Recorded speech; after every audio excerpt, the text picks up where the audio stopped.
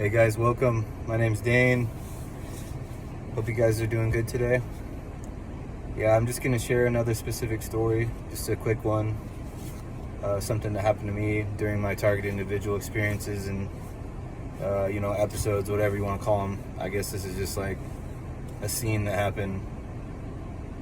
So, I guess, I'm not an expert on like the voice to skull. I've heard people talk about it, and I think some people's like stalking really is heavily involved with the voice to skull and different technologies. And I'm not saying that none of that exists. I know that they do have the capability to do that stuff, but I think some of the time it can be it can be like spirit speaking to you too.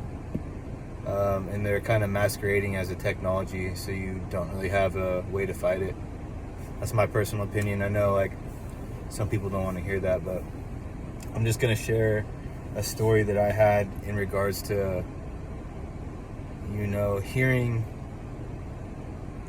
people, and then I'll just tell the story, but yeah, this is just kind of like one of the experiences I've had with like an audio manifestation of whatever it was. I don't know. I'm not here to try to decide what it was, because I don't have a good answer for it either way, whether it was spiritual or technology, So I'll just tell the story. So yeah, I was going into this fast food restaurant. It was like a Jack in the Box or a Dairy Queen or something. And let me preface this by saying this place where I'm at, Seattle, is very liberal. It's very, its drug laws are very lax. Like, it's gotten to the point now where people are doing drugs pretty much in the open, depending on where you go. Like, if you go downtown Seattle, you'll see people using drugs all over the place and not even trying to hide it. So I wasn't paranoid. It wasn't paranoia that led me to believe this happened. It was like I had this experience, and then it kind of created a little bit of fear or anxiety in me. So I just want to say that, because like a lot of people be like, "Oh, you're just tripping, you're paranoid." But look, I know what drugs do. It wasn't my first time doing drugs, right? I don't get like that at all. So,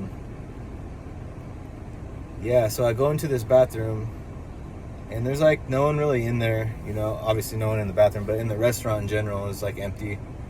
So I go in there, and I'm doing my thing, trying to get high, and all of a sudden I hear the door open and like heavy boots on the ground.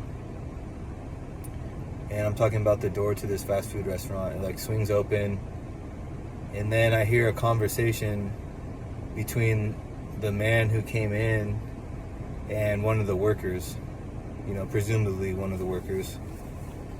And he's like, first thing he says is, "Where's he at? Where'd he go?" And it's like, he's like serious. His tone is like serious. And the worker's like, "He just went into the bathroom. He's in there still." And so I'm like listening, right? Because I'm like, oh, what? Why would they be looking for me, But I was like, I was doing a lot of sketchy stuff, so it was possible that obviously cops wanted me. And so I'm like, oh shoot. Well, I hear the officer,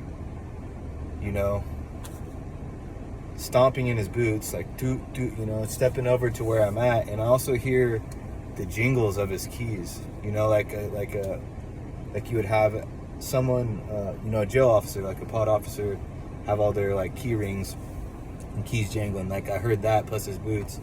And then when he gets close to the door, it's like, the sound's closer, and he's like, "He's in here?" And the worker says, "Yes, he's in there right now." And so I'm watching the door, and the doorknob starts jiggling, like someone's trying to get in. So I'm like, of course I'm thinking this is real. So anyways, I flush all my paraphernalia, you know, like needles and all this stuff, like drugs that I have on me, because I'm like, yeah, they're obviously like, I'm gonna have an encounter with the police here. I'm not trying to get any reason for them to be able to arrest me or more charges, whatever. So I'm like going out there to face the music, right? Like expecting to have like an officer out there waiting for me. And I open up the door and there's no one there. The workers aren't tripping on me. No one's out there. No cop. I go outside. There's no cop car. Like absolutely nothing. So, you know, to say it was technology, okay, then why was the doorknob moving, you know? So I don't know. But one thing I just want to end this video is, you know, I know I've had also other experiences where like someone's voice is mimicked. You know, your voice is very hard to fake, you know, especially consistently. So it's like you have to be careful, because familiar spirits, demonic spirits can also, they can masquerade as familiar family members that have passed and things like that. And that's one way that you can open doors to demonic activity in your life. You know, they're masquerading as your family members and getting you to speak with them. So that's kind of another subject, but I just wanted to throw that out there. They can mimic voices, and they can make you hear other people you're really familiar with. So yeah, I don't know. Go ahead and share if this has ever happened to you. But I know someone in my comments kind of told me a similar story, so that's kind of what brought this story up, and just want to share that. These types of things happen. I don't understand it all, but all right, guys, have a good day.